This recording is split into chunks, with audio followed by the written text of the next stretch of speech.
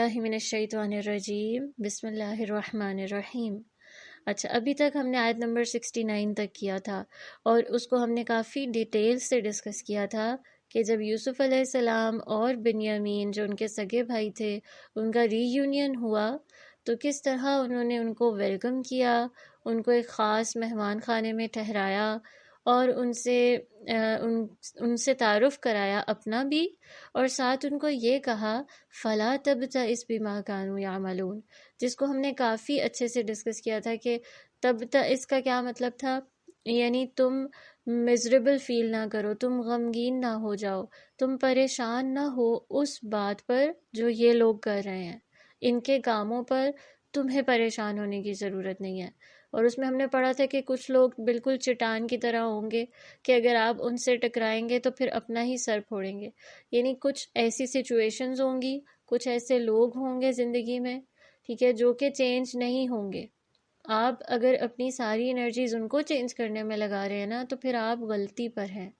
اور یہ بہت ضروری تھا جاننا اس آیت کے ذریعے کہ غم جو ہوتا ہے نا یہ آپ کی بہت ساری انرجی کو کھا جاتا ہے۔ If you are feeling sad all the time and if you are worried about something all the time or most of the time تو پھر کیا ہے کہ آپ پروڈکٹیو کام نہیں کر پاتے ہو، آپ ریلیشن شپس آپ کے افیکٹ ہوتے ہیں، ٹھیک ہے۔ اور اگر یوسف علیہ السلام کا بھی ہم نے دیکھا کہ اگر وہ اس سارے یعنی جو ان کے ساتھ ہوتا رہا ہے اس کا گرج ایک پال کے رکھتے اپنے دل میں، تو جیسے ہی ان کے بھائی سے ان کی ملاقات ہوئی تھی وہ سب کچھ شیئر کرنے بیٹھ جاتے۔ اور یوسف علیہ السلام نے جو ایک گرینڈ پلاننگ دی تھی ان لوگوں کو 15 ایئرس کی کہ جس جگہ پر قحط سالی ہو رہی ہے وہاں پر وہ ان کو سمجھا رہے ہیں کہ اب تم نے کس طرح سے ذخیرہ کرنا ہے، کس طرح سے تم نے اپنے مال کو اور یہ جتنی بھی پیداوار ہے اس کو یوٹیلائز کرنا ہے، وہ سارا کچھ یوسف علیہ السلام پلان ہی نہ کر پاتے اگر وہ ہر وقت ایک ہی چیز کے بارے میں پریشان رہتے۔ So he was very constructive, he was very productive, اور یہ پروڈکٹیوٹی اسی دل اور اسی دماغ سے نکلتی ہے کہ جو اپنے دل کو صاف کر چکا ہو، جو انسان لوگوں کی زیادتیوں سے، لوگوں کی برائیوں کو معاف کر چکا ہو اور اپنے دل کو خالی کر چکا ہو کسی اچھے تعمیری کام کے لیے، ٹھیک ہے۔ تو سیڈنس جو ہے نا، غم جو ہے، یہ آپ کی اچھی خاصی انرجی لے گا۔ اب آپ کو چوز کرنا ہے کہ آپ کو اپنا وقت کیسے گزارنا ہے، ٹھیک ہے، اور اپنے یہ جو نیگیٹو جو تھاٹ پیٹرنز ہیں ان پہ ورک آپ نے کیسے کرنا ہے۔ فَلَا تَبْتَئِسْ بِمَا كَانُوا يَعْمَلُونَ There are certain things that you can never change, so don't bother about them too much or don't think about them too much. Think about what you can do or what you have control over. کچھ چیزوں پہ نہیں control ہے، ہم وہاں پر ساری energy ضائع کر دیتے ہیں، صحیح ہے۔ آج ہی I was talking to a girl who was worried about this COVID-19 stuff کہ no doubt this is something to be worried about and we have to take precautionary measures، لیکن ایک حد تک، ٹھیک ہے۔ and if it is turning into an obsession that you are continuously washing hands and you are worried کہ آپ کسی سے بالکل ہی انٹریکٹ نہیں کرو گے اپنے کسی کلوز فیملی ممبر سے کہ کہیں آپ سے انہیں ٹرانسفر نہ ہو جائے، ان سے آپ کو ٹرانسفر نہ ہو جائے، and you are all the time thinking about this one thing، تو کس طرح آپ کی صلاحیتیں ضائع ہو جائیں گی، کس طرح سے آپ جو کام آپ کر سکتے ہیں، دیکھیں یہ اس چیز پہ کنٹرول نہیں ہے، موت جس کی جب آنی ہے وہ لکھی ہوئی ہے نا، نہ اس سے ایک سیکنڈ آگے ہوگی نہ اس سے ایک سیکنڈ پیچھے ہوگی، ٹھیک ہے۔ تو اگر انسان اسی کو سوچتا رہے جو ہے ہی اللہ کے ہاتھ میں، جو کنٹرول وہ نہیں کر رہا، اور وہ بھول جائے کہ جس پہ اس کا کنٹرول ہے، یعنی اب اگر اسی ٹائم میں بجائے پینک ہونے کے اگر ایک انسان ٹھیک ہے اپنی حفاظتی تدابیر کرے لیکن ساتھ اس چیز پہ فوکس کرے جو وہ کر سکتا ہے، کس طرح وہ اپنے وقت کو، اپنی کوالٹیز کو لوگوں کے لیے یوز کر سکتا ہے، کمیونٹی میں کیا بہتری لا سکتا ہے، تو ڈیفینیٹلی ہم میں سے ہر کوئی اگر اس پہ کام کرے گا تو ہمارا معاشرہ ضرور بدلے گا، ٹھیک ہے۔ تو یہ بنیامین کو بھی نصیحت تھی کہ you also have to purify your heart, اپنے دل میں بھی تم بھی کوئی گرج نہ رکھنا، معاف کر دو، معاف کر دو، بھول جاؤ۔ پیچھے بھی دیکھیں سورہ یوسف میں ہم نے ایک جگہ پڑھا تھا جب یوسف علیہ السلام پر وہ عورت الزام لگا رہی تھی، ایک دم سے جب وہ پکڑی گئی تو اس کے شوہر نے کیا کہا تھا، یوسف اعرض عن ھذا،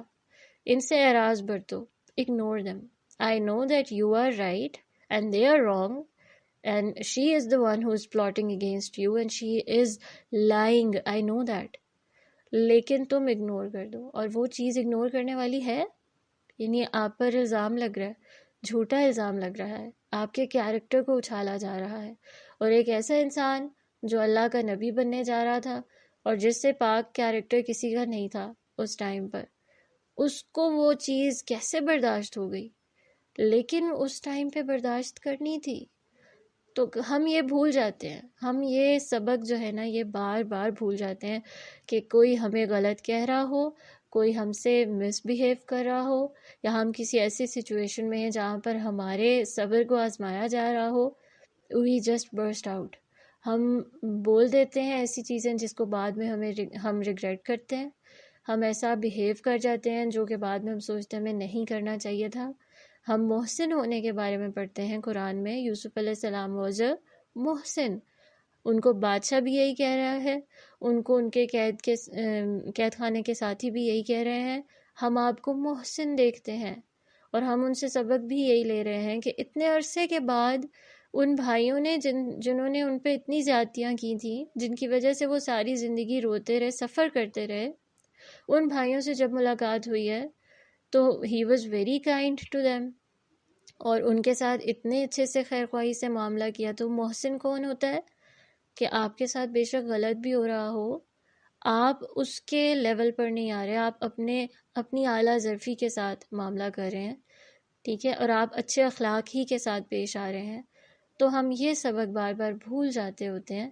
لیکن یہ تبھی ممکن ہے جب ہم ان چیزوں کو سوچنا چھوڑ دیں جو لوگ کر رہے ہیں، جو ان کے رویے ہمیں ڈسٹرب کرتے ہیں۔ فَلَا تَبْتَئِسْ بِمَا كَانُوا يَعْمَلُونَ Only then you are going to live a productive and a happy life۔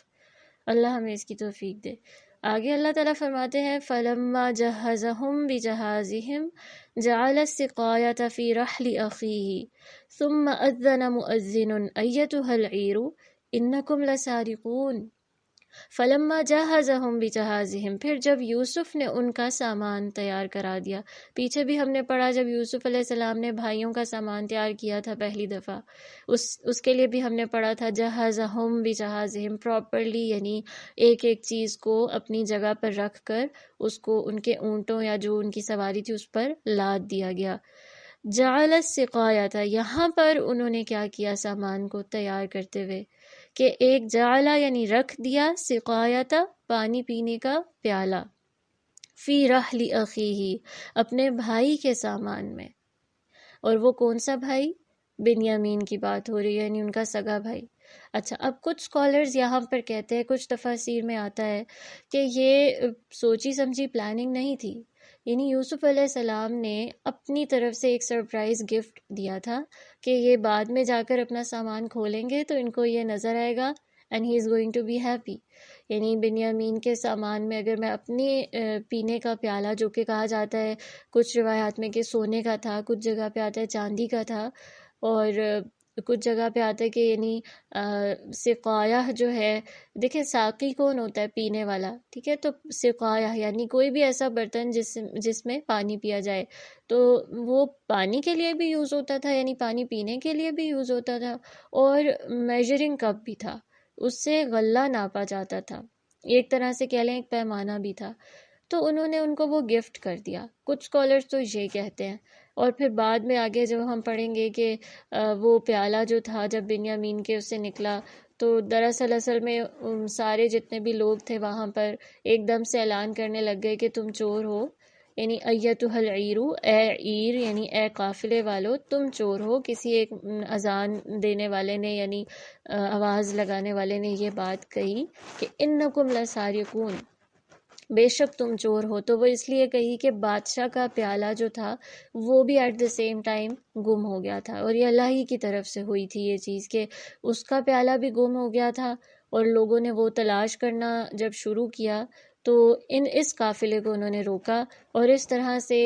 جو یوسف علیہ السلام گفٹ دینے لگے تھے وہ کیونکہ ان کا پیالہ ملتا جلتا تھا، وہ جب ان کے بنیامین کے سامان سے نکلا تو بنیامین کو انہوں نے اپنے پاس رکھ لیا۔ لیکن کچھ روایات میں، جیسے ابن کثیر کی اس میں آتا ہے تفسیر میں، کہ یہ جو تھا یہ پراپرلی پلانڈ کام تھا، کہ یوسف علیہ السلام نے اپنا جو پیالہ تھا وہ اس کے جو بنیامین کا جو سامان تھا اس میں رکھا، ٹھیک ہے، یا پھر جو وہ بادشاہ کا کپ تھا، میجرنگ کپ جو تھا، اس کو ان کے سامان میں پراپرلی کہہ لیں انٹینشنلی رکھا گیا، تاکہ بعد میں اس سے جب یہ سامان سے یہ پیالہ نکلے گا تو ہم پھر بطور سزا بنیامین کو اپنے پاس رکھ لیں گے، ٹھیک ہے۔ تو یہ دو رائے ہیں۔ اچھا، تو جب انہوں نے اپنا پیالہ ان کے سامان میں رکھا، پھر کسی ایک اذان یعنی اذان کہہ لیں، ندا کہہ لیں، آواز کہہ لیں، ٹھیک ہے، آواز دینے والے نے آواز جب دی کہ ایتھا العیر، العیر کہتے ہیں بیسکلی کہ کوئی بھی جو اونٹوں، گدھوں یا کوئی بھی یعنی خچروں کے اوپر جو سامان لادا جا رہا ہوتا ہے نا، تو اس قافلے کو جو وہ سامان لے کر جا رہا ہو اس کو کہتے ہیں العیر۔ تو ایتھا العیر یعنی ان کے جو باقی بھائی تھے سارے کے سارے، انہی کو پکارا جا رہا ہے، انکم لسارقون، سنو تم لوگ چور ہو۔ اب وہ کیا کہہ رہے تھے؟ وہ تو ایک دم سے گھبرا گئے، قالوا واقبلوا علیہم ماذا تفقدون، یعنی وہ بولے، انہوں نے کہا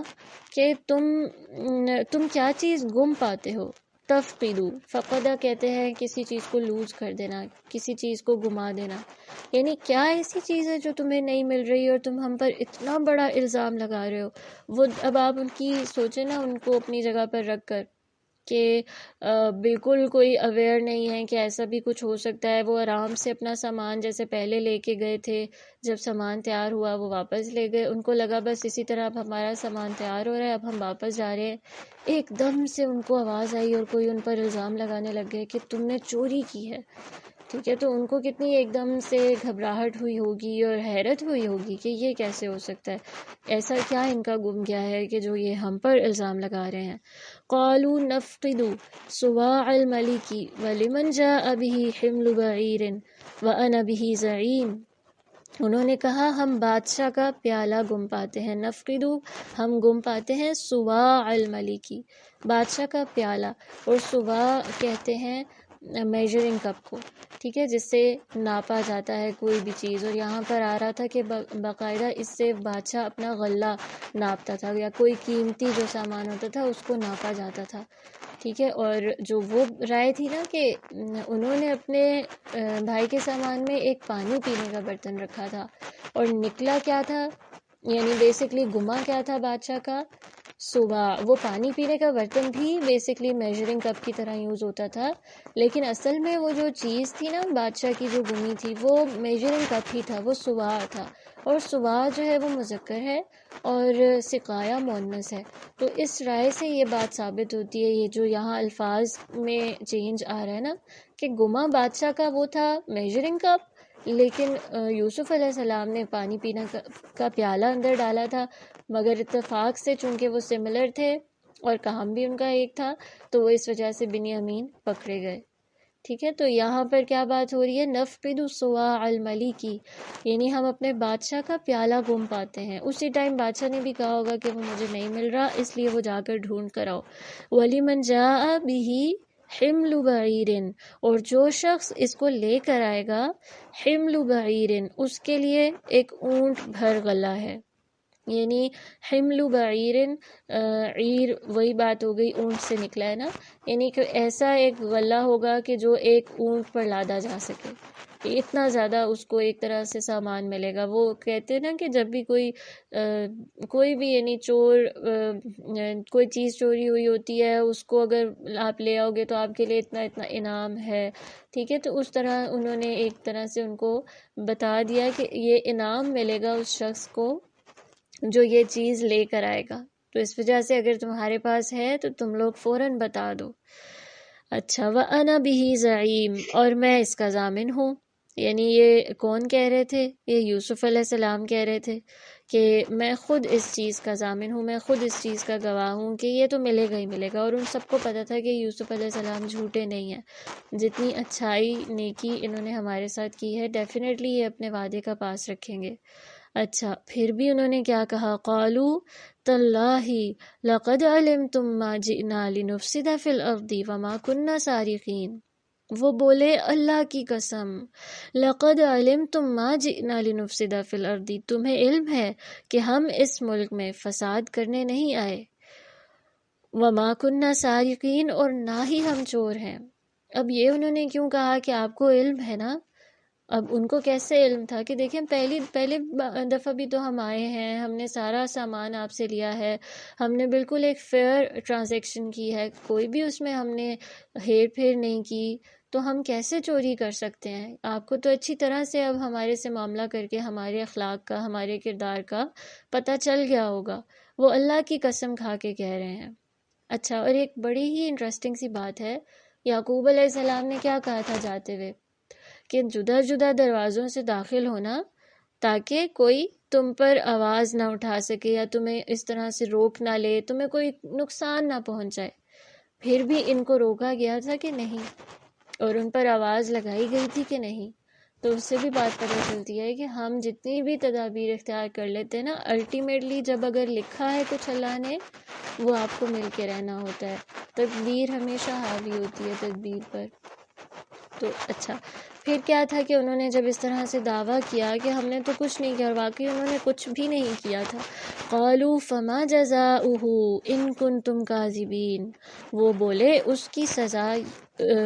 سزا کیا ہے؟ یعنی جو وہ چور ہوگا، اگر وہ واقعی ثابت ہم کر دیں کہ تم میں سے کوئی چور ہے، اس کی جزا کیا ہے؟ اچھا، جو عربی میں جزا کہا جاتا ہے نا، اردو میں تو جزا کا مطلب ہوتا ہے صرف ریوارڈ، مطلب اچھی جزا، ٹھیک ہے، اچھا ریوارڈ۔ لیکن جزا عربی میں کہتے ہیں کہ کوئی پازیٹیو ریوارڈ بھی ہو سکتا ہے، اچھی جزا بھی ہو سکتی ہے، اور کوئی سزا بھی ہو سکتی ہے۔ اسی لیے کہتے ہیں کہ جب ہم کہیں کسی کو دعا بھی دیں تو جزاک اللہ خیرن کہنا چاہیے، خالی جزاک اللہ نہیں کہنا چاہیے، کیونکہ وہ کوئی بھی جزا ہو سکتی ہے۔ اچھا، تو جزاؤہ کیا ہوگی اس کی جزا؟ ان کنتم کاذبین، اگر تم جھوٹے ہوئے۔ اچھا، انہوں نے پوچھا نا کہ اچھا تم ہی بتا دو کہ اگر تو جھوٹ پکڑا گیا کہ چور ہے کوئی تم میں سے، تو چور کی سزا کیا ہوتی ہے تمہارے ہاں؟ اب یہ بھی بڑی ہی ایک پلاننگ تھی، اور بہت ہی اچھی پلاننگ تھی کہ یوسف علیہ السلام کو پتا تھا کہ جو ابراہیم علیہ السلام کا دین ہے نا، یعنی یعقوب علیہ السلام کا جو دین ہے اور جو شریعت ہے، اس میں یہ بات رائج تھی کہ جو چور ہوتا ہے نا، جو چوری کرتا ہے، اس کی سزا یہ ہوتی ہے کہ جس کی اس نے چوری کی ہوتی ہے اس چور کو اسی کے حوالے کر دیا جاتا ہے۔ کئی جگہوں پہ آتا ہے کہ 1 سال تک اس کے حوالے کر دیا جاتا ہے، یعنی کہ اب وہ اسی کی خدمت میں رہے گا جس کی اس نے چوری کی تھی، اگر اس کی چوری پکڑی گئی۔ ٹھیک ہے، تو یہ یوسف علیہ السلام کو پتہ تھا کہ یعقوب علیہ السلام کے ظاہر ان کی اولاد ہے، تو ان کی شریعت میں تو یہ رول ہوگا، اور پھر کیا ہوگا کہ اگر تو بنیامین کے سامان میں سے یہ نکل آئے گا تو پھر ڈیفینیٹلی بنیامین میرے پاس رہے گا، کیونکہ یہ انہیں پتا تھا نا کہ وہ ویسے تو بنیامین کو نہیں روک سکتے، بادشاہ نہیں تھے وہ، ٹھیک ہے، وہ عزیز مصر تھے، بادشاہ کوئی اور تھا، تو ان کی یہ اتھارٹی نہیں تھی کہ وہ اپنے بھائی کو جس سے وہ اتنی محبت کرتے ہیں اور اتنے عرصے بعد ملے ہیں ان کو اپنے پاس روک لے۔ قالوا جزاؤہ من وجد فی رحلہ فہو جزاؤہ، یعنی وہ کیا کہنے لگ گئے وہ بھائی، وہ بولے اس کی سزا یہ ہے کہ جس کے سامان میں وہ پیالہ پایا جائے گا، من وجدہ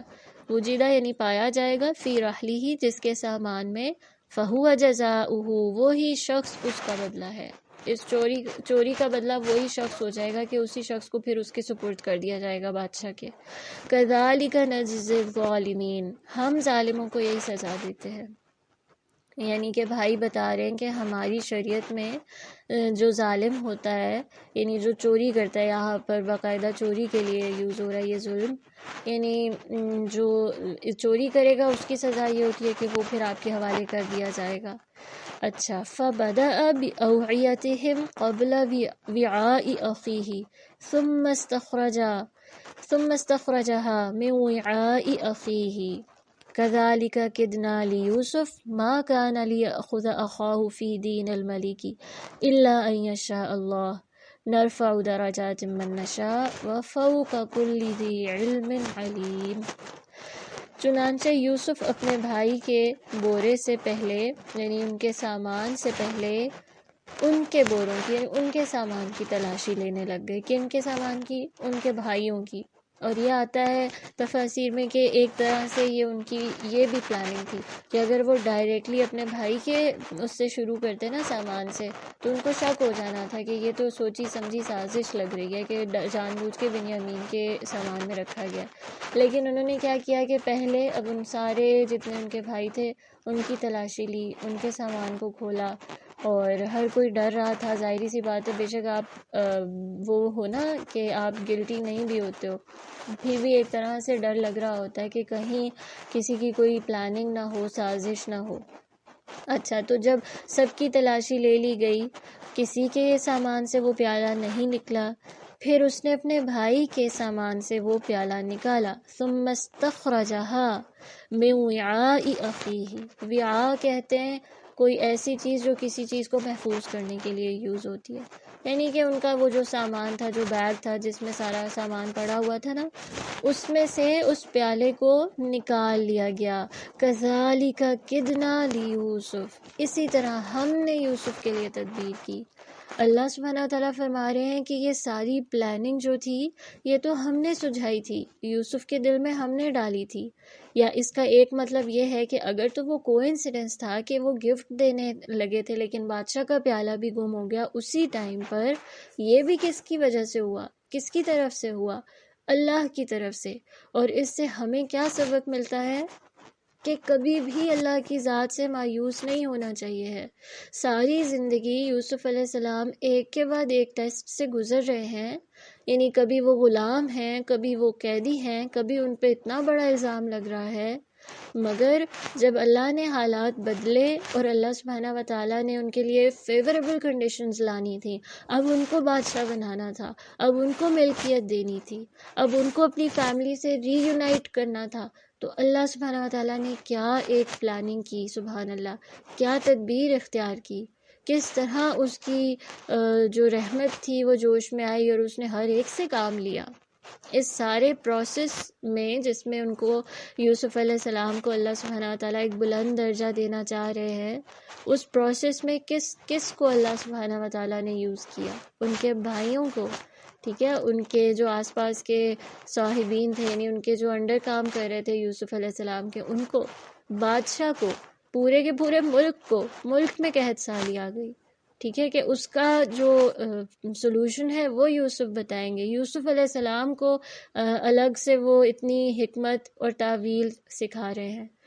تو when اللہ سبحانہ wa ta'ala loves you and he plans the best for you, you know that، تو پھر ہمیں کس چیز کا غم ہے؟ پھر ہم کیوں اتنا زیادہ پریشان ہوتے ہیں کہ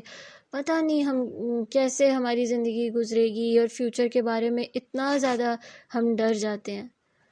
ہاں، ایک طرح سے ہوتا ہے کہ فیوچر کا خوف ہمیں آ ہی جاتا ہے، انسان ہونے کے ناطے کوئی بھی ایسا نہیں ہوگا آئی ایم شیور کہ وہ کہے گا کہ کبھی بھی مجھے تو ڈر نہیں لگا، اللہ پہ مجھے اتنا توکل ہے کہ میں تو فیوچر کے بارے میں یعنی کوئی ایک اسپیکٹ بھی ہو تو اس کے بارے میں کبھی بھی سوچ کے پریشان نہیں ہوئی، ایسا کوئی بھی نہیں ہے۔ مگر ہم سب کو یہ سوچنا ہے اب کہ ہمیں ان تھاٹس کو، ان فیئرس کو چینلائز کیسے کرنا ہے،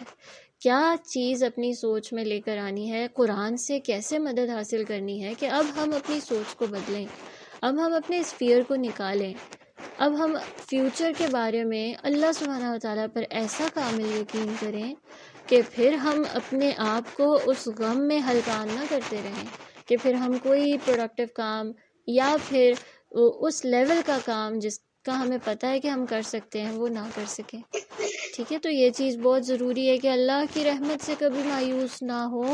جب وہ آپ کو دینے پر آتا ہے جو اس نے وقت مقرر کیا ہے تو کوئی بھی آپ کو وہ نعمت پانے سے روک نہیں سکتا۔ تو اس سے اگر ہم جڑ جائیں گے اور اس سے تعلق کو مضبوط رکھیں گے تو پھر ہم خوش بھی رہیں گے، مطمئن بھی رہیں گے، اور ہمیں نعمتوں میں بھی اللہ سبحانہ و تعالیٰ ہماری اضافہ کرتے رہیں گے۔ تو اللہ فرماتا ہے ما کان لیأخذ اخاہ فی دین الملک الا ان یشاء اللہ، وہ اس بادشاہ کے قانون کی روح سے تو اپنے بھائی کو نہیں رکھ سکتا تھا مگر یہ کہ اللہ چاہے، کیونکہ یہ جو قانون تھا نا کہ چور جو ہے اگر وہ چوری کر رہا ہے تو وہ پھر وہ جس کی اس نے چوری کیا اس کو دے دیا جاتا ہے، یہ قانون تو یعقوب علیہ السلام کی شریعت میں تھا نا، بادشاہ کے ہاں یہ رولز نہیں تھے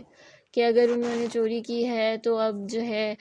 بادشاہ کہہ رہا ہے کہ اس کو اپنے پاس، ہمارے ہاں یہ قانون ہے اس وجہ سے اس کو اب اپنے پاس رکھا جائے گا، ہمارے پاس رکھا جائے گا، ایسا نہیں تھا، ٹھیک ہے۔ تو اللہ سبحانہ و تعالیٰ کو یہ سب کچھ پتہ تھا،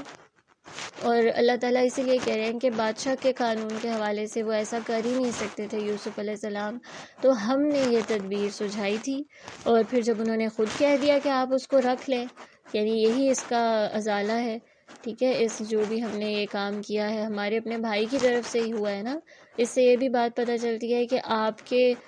سبلنگز میں سے، آپ کی فیملی میں سے، یعنی آپ کے جو خونی رشتے ہیں، ہم اکثر کہتے ہیں نا کہ وہ ایسا ہے، ہم تو ایسے نہیں ہیں نا، ٹھیک ہے کہ آپ کی جو پوچھ ہوگی وہ آپ کے اعمال کے مطابق ہوگی، لیکن وہ بہت سی باتیں ہوتی ہیں کہ جو آپ ایک دوسرے کو امر بالمعروف نہی عن المنکر سے کریکٹ کر سکتے ہیں، اور آپ پہ بھی کہیں نہ کہیں اس کی ذمہ داری آ رہی ہوتی ہے کہ جو وہ کر رہے ہوتے ہیں، ٹھیک ہے، ایک لیول تک آ رہی ہوتی ہے، وہ اس لیے کہ آپ ان کے ساتھ رہ رہے ہیں، ان کی صحبت میں ہیں، ٹھیک ہے، آپ ان کو کریکٹ کر سکتے ہیں، آپ ان کو ایٹ لیسٹ ایڈوائز کر سکتے ہیں، کسی نہ کسی طرح سے ان پر ایک اچھا امپیکٹ آپ چھوڑ سکتے ہیں۔ اگر آپ وہ ذمہ داری نہیں نبھا رہے ہیں نا تو پھر ڈیفینیٹلی کیا ہوتا ہے کہ کچھ رنگ آپ کا ان پہ چڑھ جاتا ہے، کچھ ان کا آپ پہ چڑھ جاتا ہے، ٹھیک ہے۔ تو یہ چیز جو تھی اب اس کی زد میں سارے کے سارے بھائی آ گئے کہ اچھا ایک بھائی نے چوری کر لی اگر اور وہ پکڑا گیا ہے، وہ خود بھی اب شرمندہ فیل کر رہے تھے کہ ٹھیک ہے اب آپ اس کو رکھ لیں، اور وہ we are also guilty and we are also کہہ لیں ریگریٹنگ دس، ہم بھی شرمندہ ہیں۔ تو اللہ فرما رہے ہیں کہ اگر اللہ نہ چاہتا تو ایسا کبھی بھی نہیں ہو سکتا تھا۔ نرفع درجات من نشاء، ہم جس کے چاہیں درجے بلند کرتے ہیں۔ اب یہاں ہم یہی پڑھ رہے ہیں نا کہ یہ سارا کچھ جو یوسف علیہ السلام کی فیور میں ہو رہا تھا وہ بیسکلی اسی لیے کہ اللہ سبحانہ تعالیٰ کے ہاں ان کا درجہ بہت بلند تھا۔ اللہ فرما رہے ہیں ہم جس کے چاہتے ہیں درجے بلند کرتے ہیں، کسی اور کے اختیار میں نہیں ہے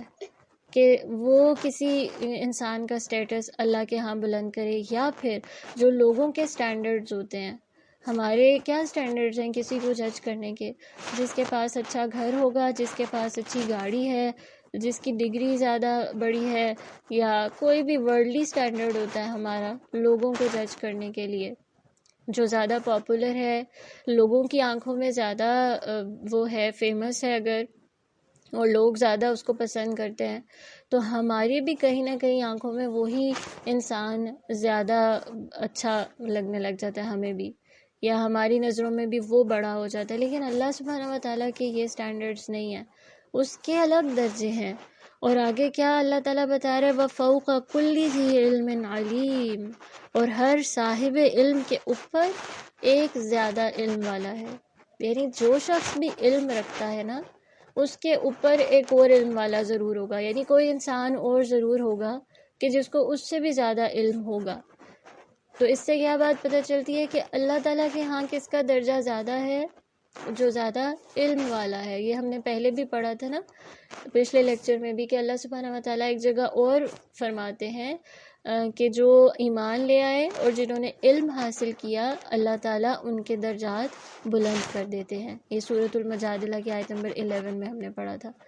یعنی کہ جب آپ علم حاصل کرو گے تو اللہ کے ہاں آپ کا رینک تب بلند ہوگا، دنیاوی مال و متاع سے نہیں ہوگا، بلکہ جب آپ اللہ کے لیے خالص ہو کر کوئی کام کریں گے اور اس کے دین کا علم حاصل کریں گے یا نفع مند علم حاصل کریں گے اور اس کے ذریعے اللہ کو راضی کرنے کی کوشش کریں گے تو اللہ کے ہاں آپ کا رینک بلند ہوگا۔ اور اس آیت سے یہ بھی بات پتہ چلتی ہے، ایک مطلب اس کا یہ بھی ہے کہ ہر علم والے سے اوپر ایک علم والا کون ہے؟ اللہ سبحانہ و تعالیٰ، یعنی اس کا علم اتنا کامل ہے کہ وہ جتنے بھی علم والے لوگ ہو جائیں ان سے زیادہ ہی ہے اللہ سبحانہ و تعالیٰ کا علم، اور اللہ سے بڑھ کے کسی کا علم نہیں ہے۔ ٹھیک ہے، تو یہ بھی بات ہمیں ایک سمجھ آ گئی کہ اس کی جو تقدیر ہے، جو اس کے فیصلے ہوتے ہیں ہمارے لیے، جو بے شک اگر ہمیں اچھے نہیں لگ رہے ہوتے اکثر، یا اکثر ہم ان سے سیٹسفائی نہیں ہو رہے ہوتے کہ یہ ہمارے مقدر میں کیوں ہے، پھر بھی ہمیں اللہ سے راضی رہنا چاہیے، کیونکہ ہمیں نہیں پتہ، ہر حکمت ہم نہیں سمجھ سکتے اللہ کے فیصلوں کی، ہمیں اتنا علم بھی نہیں ہے، ہماری عقل بھی محدود ہے، اس وجہ سے صبر سے کام لینا چاہیے ہے کہ جو اللہ تعالیٰ نے ہمارے لیے لکھ دیا وہی در حقیقت بہترین ہوگا۔ اور اسی آیت سے ہمیں امید بھی پتہ چل رہی ہے، یہ نہیں کہ صرف اب آپ صبر ہی کرتے رہو، بلکہ امید، اسٹریٹجی، پلاننگ، جہاں پر آپ کو لگ رہا ہے کہ یہاں پر آپ کوئی وے آؤٹ نکال سکتے ہیں، اپنی زندگی کو بہتر بنا سکتے ہیں، خود کوئی ایسا کام کر سکتے ہیں کہ جس سے لوگوں کو فائدہ ہو سکتا ہے، تو پھر آگے بڑھیں اور اپنے وقت کو ضائع نہ کریں۔ ٹھیک ہے، تو ایک ہی آیت ہے لیکن اس سے دیکھیں کتنے جیمز نکل سکتے ہیں نا۔ اور اس سے یہ بھی بات پتہ چلتی ہے کہ کبھی کبھار کسی کی زندگی کو محفوظ کرنے کے لیے، یا پھر کسی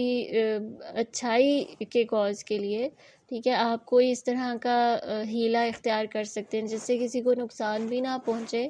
اور اللہ تعالیٰ بھی اس سے ناراض نہ ہو۔ ٹھیک ہے، لیکن بہت احتیاط کرنی چاہیے، کیونکہ یہ خاص تدبیر جو تھی یہ تو اللہ سبحانہ وتعالیٰ نے وحی کے ذریعے ان کو سجھائی تھی، اور یہ اللہ تعالیٰ کی پلاننگ تھی۔ ٹھیک ہے، کہ یہ جو انہوں نے ایک طرح سے جھوٹ ہی ہو گیا تھا، ٹھیک ہے، کہ پیالہ خود رکھ کر اور پھر اس کو دوبارہ نکالا اور کہا تم چور ہو۔ ٹھیک ہے، اور یہ بھی بات پتہ چلتی ہے کہ جب انہوں نے بنیامین کو وہ یہ کہہ رہے تھے نا کہ ان کی باتوں پہ غم نہ کیا کرو اور سارا کچھ، تو ایک طرح سے ساتھ انہوں نے یہ بھی بتا ہی دیا تھا کہ یہ پلاننگ اب میں کرنے والا ہوں، یہ اسٹریٹجی ہوگی، تم نے پریشانی ہونا، ورنہ وہ کہہ سکتے تھے ایک دم سے کہ نہیں میں نے چوری نہیں کی، یا یہ کسی اور نے رکھا ہے پیالہ، لیکن انہوں نے کچھ بھی نہیں کہا۔ اور الٹیمیٹلی دیکھیں کہ پیرنٹلی برا ہو رہا تھا ان کے ساتھ، الزام بھی لگ رہا ہے، بھائی کی نظروں میں بھی انہیں ہو رہا ہوگا یہ میرے باقی سارے بھائی کیا سوچ رہے ہوں گے میرے بارے میں، اور لوگ کیا سوچ رہے ہوں گے، یہ جو مصر کے لوگ ہیں، کہ میں چور ہوں، اور اتنا بڑا الزام کہ وہ کہہ رہے ہیں نجزی الظالمین، ظلم کرنے والوں کو ہم یہ سزا دیتے ہیں، میں مطلب لوگوں کی نظر میں ظالم ہو گیا ہوں، یعنی اپیرنٹلی کافی کچھ برا ہو رہا ہے، لیکن اگر ڈیپلی دیکھا جائے تو سارا کچھ انہی کے حق میں ہو رہا تھا کہ وہ اپنے بھائیوں کے بجائے، یعنی جو ضرور ان سے بھی کچھ نہ کچھ برا سلوک ضرور کرتے ہوں گے، کہ اگر یوسف علیہ السلام کے ساتھ انہوں نے ایسے کیا تھا اور یوسف علیہ السلام تسلی بھی انہیں دے رہے ہیں تو ڈیفینیٹلی کچھ ہوا ہوگا ایسا بنیامین کے ساتھ بھی، اور یہاں پر وہ بھائی خود کہہ رہے ہیں کہ آپ اس کو اپنے پاس رکھ لیں، ہم ظالموں کو ایسے بدلہ دیتے ہیں، یعنی ایک طرح سے ان کے دل بھی بنیامین سے صاف نہیں ہے۔ ٹھیک ہے، تو اللہ سبحانہ و تعالیٰ نے ان کو ان کی کمپنی سے نکال کے وہاں لے کے جا رہے ہیں یوسف علیہ السلام کے پاس، کہ یہ بھائی جو اتنی محبت اس سے کرتا ہے، جس کی صحبت بھی اس کے لیے بہت ضروری ہے، ظاہر نیکوکاروں کی صحبت سے بڑھ کے کیا اچھا ہوگا نا، آپ کے لیے کیا خیر کا باعث ہوگا، سب سے بہترین جو آپ کے گفٹ اللہ تعالیٰ آپ کو دیتے ہیں نا، وہ رائچس کمپنی ہوتی ہے، تو ان کے حق میں اصل میں بہتر ہو رہا تھا۔ تو اس سے یہ بات پتہ چلتی ہے، ہمیں اکثر لگ رہا ہوتا ہے کہ کچھ بھی فیور میں نہیں جا رہا، جیسے آج کل لوگ کہہ رہے ہیں لاک ڈاؤن کی صورت ہے، گھر پہ بند ہیں، بور ہو رہے ہیں، یہ کر رہے ہیں، وہ کر رہے ہیں، اسی طرح اور بھی معاملات ہوتے ہیں کہ جب ہم سوچنے لگ جاتے ہیں کہ nothing is going in our favor، ہر طرح سے ہم جو ہیں کسی نہ کسی آزمائش میں، نہیں، اس ٹائم پہ آپ بلیسنگز کو ڈھونڈو، فوکس کرو اور یہ سوچو کہ یہ سارا کچھ میرے لیے بہتر ہو رہا ہے، اگر کوئی آزمائش بھی ہے تو اس کے ذریعے میں اللہ سے قریب ہو رہی ہوں نا، اللہ تعالیٰ میرے پتہ نہیں کتنے درجے بلند کر رہے ہوں گے ہر ایک ایک سیکنڈ کے صبر پہ۔ ٹھیک ہے، تو ہمیں نہیں پتہ ہوتا، اس لیے کبھی اپنی زبان سے بھی نیگیٹو بات نہیں نکالنی، کیونکہ یہ زبان کا امپیکٹ دل پہ بھی ہوتا ہے، ہم نکال دیتے ہیں نا تو بعد میں دل سیڈ فیل کرتا رہتا ہے، برا فیل کرتا رہتا ہے، اگر وہ ہم نہ نکالتے ہوتے نا، یعنی اپنے اندر کچھ ہوتا ہے کہ اگر آپ اپنے اندر دبا لوگے، کچھ جگہوں پہ ضرور آپ کو ڈسکس کرنا چاہیے لیکن کچھ جگہوں پہ نہیں کرنا چاہیے، ہم اگر کر دیتے ہیں نا تو ڈیفینیٹلی پھر we feel really bad about ourselves, about the whole situation we are in, اور اپنی زندگی کے بارے میں بھی ایسی بے بسی سی فیل ہو رہی ہوتی ہے، تو نہیں، ایسے نہیں کرنا، اللہ تعالیٰ پر ٹرسٹ کرنا ہے، اور پھر ہی کیا ہوگا، شکر گزاری کی جب کیفیت ہوگی اندر انشاءاللہ، اس شکر گزاری میں ہی انسان جو ہے وہ اللہ کی بھی اطاعت اچھے سے کرتا ہے۔ اللہ تعالیٰ ہم سب کو شکر گزار بنائے، اور اللہ ہم سے ایسا کوئی کام لے لے کہ جس سے اللہ سبحانہ تعالیٰ ہم سے راضی ہو جائے. ٹھیک ہے، اور بھی آپ اس سے ضرور بتائیے گا کہ آپ کو اس سے کیا سبق ملا، ایسا کوئی لیسن جو کہ ہم نے ڈسکس نہیں کیا، کیونکہ ایسا ہو ہی نہیں سکتا کہ کوئی اور لیسن نہ نکلتا ہو. ایک آیت میں سے بہت سے جیمز نکلتے ہیں. ٹھیک ہے، تو ڈسکس ضرور کیا کرے. اوکے جی، سبحانک اللہم و بحمدک، اشہد ان لا الہ الا انت، استغفرک و اتوب الیک.